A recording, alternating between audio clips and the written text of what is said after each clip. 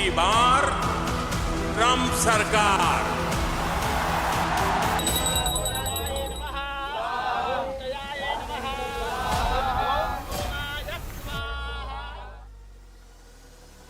Nineteen 1966 के भुखमरी के टाइम जब इंडिया भूख से लड़ रहा था, तब यूएस प्रेसिडेंट लाइडन बी जॉनसन ने खाना भेजना बंद कर दिया। पर कुछ रिपोर्ट्स का कहना है कि क्रैश एक एक्सीडेंट नहीं था।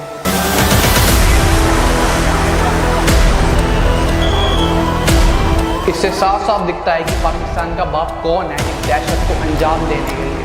जब प्रेसिडेंट बुश अपना मीडिएशन देते हैं, जहां वो भारत को पाकिस्तान के द्वारा न्यूक्लियर हमले की वार्निंग देते हैं। जब जॉर्ज डब्ल्यू बुश ने 2005 में मनमोहन सिंह के साथ सिविल न्यूक्लियर डील साइन की, ये इंडिया यूएस रिलेशन का टर्निंग पॉइंट था।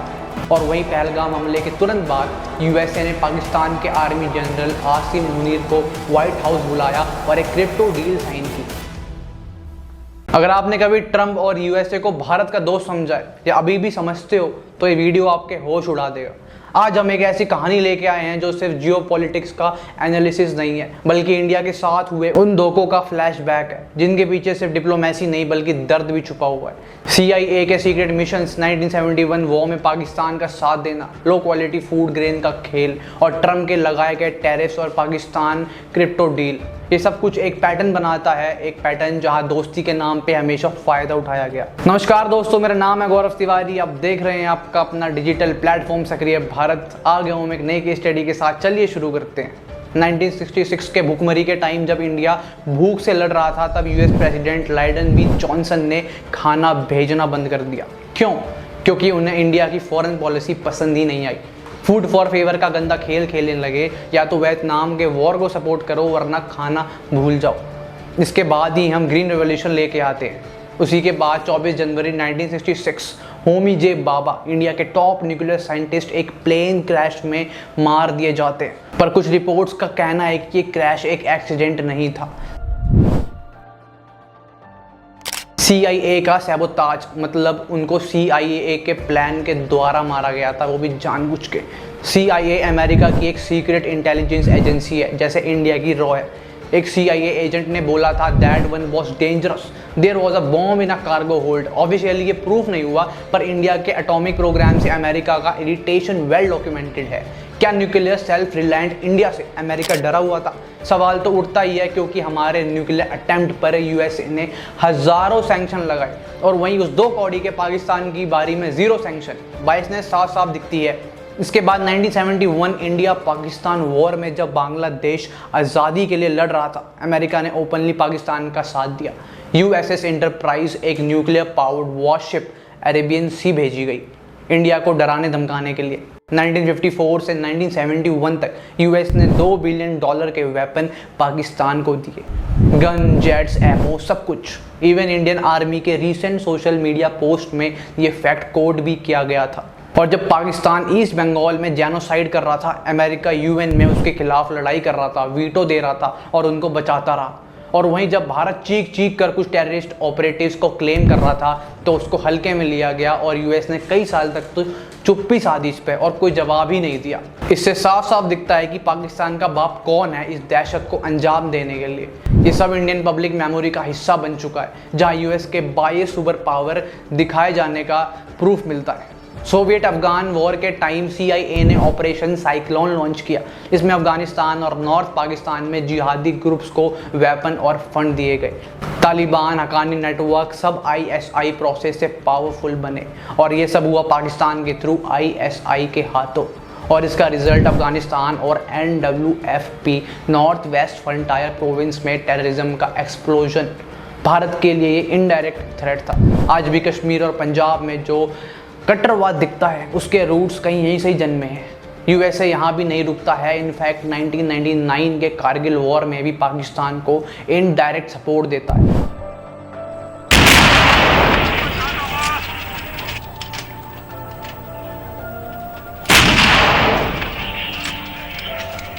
और इंडिया को पाकिस्तान की स्ट्रेटेजिक लोकेशन को एक्सेस देने में डिनाई करता है। और यहाँ हमको इसराइल का सपोर्ट भी मिलता है। पर 1999 का कॉन्फ्लिक्ट एंड करने के लिए जब प्रेसिडेंट बुश अपना मीडिएशन देते हैं, जहाँ वो भारत को पाकिस्तान के द्वारा न्यूक्लियर हमले की वार्निंग देते हैं, वहाँ वाजपेयी जी बहुत ही बोल्डली काउंटर बैलेंस करते हुए कहते हैं कि India is willing to lose 1/3 of their land and their people, but one thing for sure that Pakistan will never witness tomorrow sunrise. फिर होता है 9/11 का टेरर अटैक, जहाँ वर्ल्ड ट्रेड सेंटर के 2 टावर पे एयरप्लेन क्रैश करवाए जाते हैं।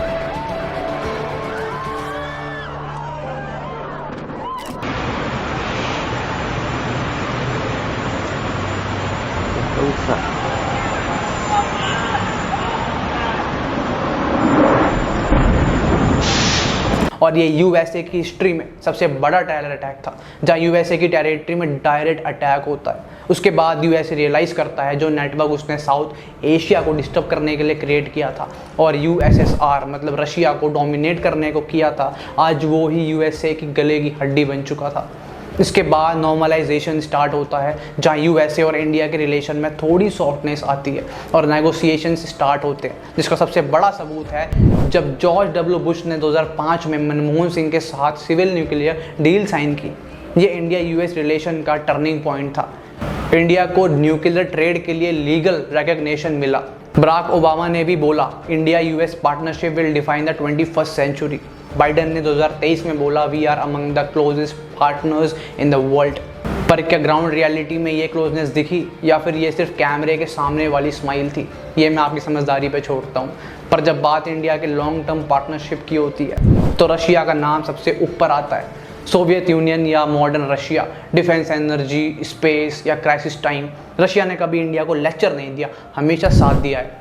और वही हम कंपेयर करें यूएसए से, जहां हर डील के साथ मॉनिटरिंग, ह्यूमन राइट्स के नाम पे इंटरफेरेंस और सैंक्शंस की धमकी होती है। रशियन एम्बेसडर ने बोला था we never blackmailed India with conditional support. West is planting a time bomb in their own relationship with India. मतलब वेस्ट खुद ही भारत के साथ अपने रिश्ते खराब कर रहा है और ये बात ग्राउंड पर दिखती भी है। यूएस आर्म्स में क्लॉजेस होते हैं, अलग अलग रोक टोक होते हैं, प्रोटोकॉल्स होते हैं और वहीं रशिया डिफेंस में फ्लेक्सिबिलिटी दिखाई देती है। ट्रंप ने 2017 में पावर में आते ही इंडिया को टैरिफ किंग कहा था। 2025 में उन्होंने फिर से 50% एक्स्ट्रा टैरिफ लगा दिया इंडियन प्रोडक्ट्स पे। क्या करके इंडिया रशिया से तेल ले रहा है और इनडायरेक्टली यूक्रेन वॉर को फंड कर रहा है। इंडिया के कॉमर्स मिनिस्टर ने इसको एक्सट्रीमली अनफॉर्चुनेट बोला। और वहीं पहलगाम हमले के तुरंत बाद यूएसए ने पाकिस्तान के आर्मी जनरल आसिम मुनीर को व्हाइट हाउस बुलाया और एक क्रिप्टो डील साइन की।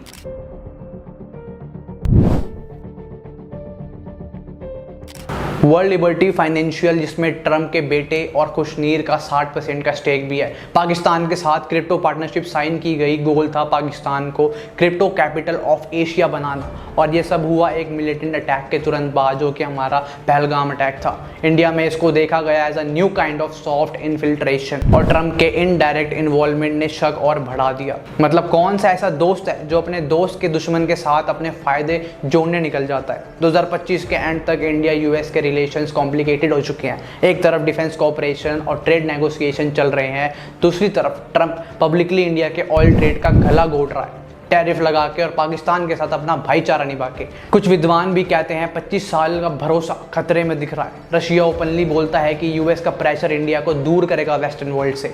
इंडिया खुद भी अब मल्टी अलाइनमेंट की तरफ जा रहा है, जहां हर बड़ी पावर से बैलेंस रिलेशन रखा जाएगा बिना किसी के इन्फ्लुएंस के। इंडिया और यूएस के रिश्ते एक रोलर कोस्टर जैसे रहे हैं। कोल्ड वॉर से लेकर आज के क्रिप्टो डील तक जहां दोस्ती हुई वहां धोखे भी मिले हैं। पर एक लेसन क्लियर है, इंडिया को किसी भी पावर पे फुल डिपेंडेंसी नहीं दिखानी चाहिए, चाहे वो रशिया ही क्यों ना हो। अपना नेशनल इंटरेस्ट सबसे पहले। अमेरिका हो, रशिया हो, चाइना हो, स्ट्रेटेजिक ऑटोनॉमी ही इंडिया की असली स्ट्रेंथ है। आगे क्या होगा ये सिर्फ डिप्लोमेसी पर डिपेंड नहीं करेगा, बल्कि public awareness, strategic thinking, national pride पे भी करेगा।